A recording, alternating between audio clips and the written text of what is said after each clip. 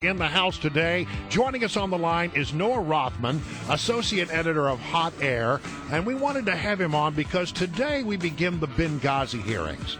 But I've been very troubled, Noah, and by the way, good morning, how are you?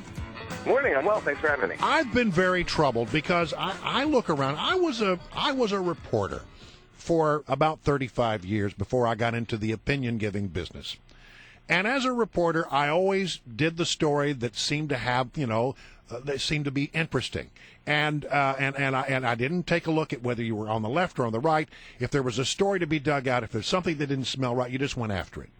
And I am shocked, stunned, and amazed that we see this story that evolved just the other day about a document scrubbing operation in the basement of the State Department that was overseen by the chief of staff to Hillary Clinton. They were going through and they were scrubbing out documents about Benghazi before the Accountability Review Board began their investigation.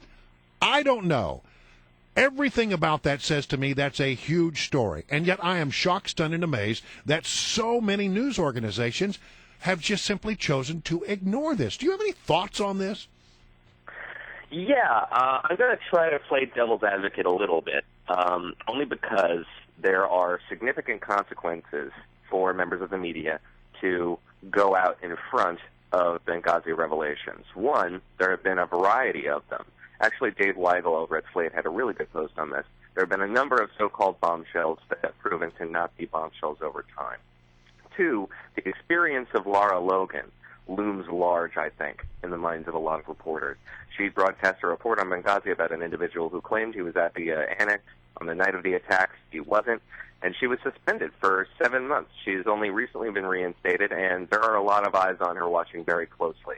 So there are consequences in the social networks of that reporter's run. There's a social desirability bias against reporting significant Benghazi bombshells. Well, that's the old reporter dilemma. I mean, you go out and you do a story and you know that your sources are not going to like the story, but do you do the story anyway, knowing that the sources are going to be angry at you and will cut you off from future information? That's always a dilemma that reporters face. But in this particular case, you're talking about an assistant deputy secretary of state on the record by name. Oh, yeah, no, these are very significant revelations, and they will be reported on eventually. They're going to come out in committee. It doesn't make any sense to me why the press wouldn't at least want to prime their audience, even if that priming is a partisan angle, which actually is something that MSNBC engaged in yesterday. They didn't mention these revelations specifically, but they did spend a fair amount of time priming their audience to reject whatever the findings of this committee are. So it's not like there hasn't been any reporting. It's been slanted reporting. The issue has been so politicized that it seems like it's going to be very difficult to get at the truth. Trey Gowdy has a significant task ahead of him. It's going to be very difficult. Well, and part of this, Noah Rothman, part of the, as you put it, intimidation and concern within social networks of reporters covering this also stems from a pretty concerted effort from those humorless dweebs at Media Matters.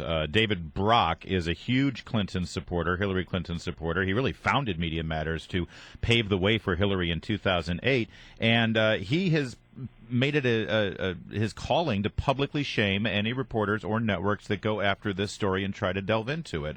That's a big part of this, isn't it? Yeah, absolutely it is. And actually, Mr. Brock was joining Al Sharpton yesterday to do exactly this, to preemptively rebut the findings of a committee that hasn't even begun. And then they accuse Republicans of being partisan and political with this issue. It's an irony singularity.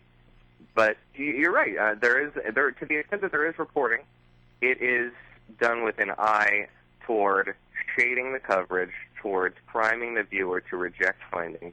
And when there are new bombshells, like what happened the other day, they're largely ignored. It has been the case that a lot of these details don't turn out to be the smoking gun that some people promote them to be. But I don't always think that they have to be the smoking gun. And for some reason, there is a bias in the press towards looking for this one single piece of evidence that will finally implicate Hillary Clinton in some sort of a career-destroying conspiracy. And I don't understand why there's an interest in that either. This can just be part of the puzzle that you're trying to Right. to put together. And again, this is going to be Gowdy's trial today. Over the course of this whole committee, he's going to have to present this in a really neutral way that suggests that he is just trying to get at the truth and not trying to impugn anybody's careers, because there is a protective impulse in the press towards the likely Democratic standard bearer. Well, I think you're right about that. But I mean, you're right. A difficult job for Trey Gowdy, because the Democrats on the committee, well, if you look at some of the things that they've done in some of the previous, investigations and in previous hearings on Benghazi, the Democrats have been obstructionist to trying to get at the truth. Yeah, and I think that's fair, and I think that they would accuse Republicans of the exact same thing, which is also interesting.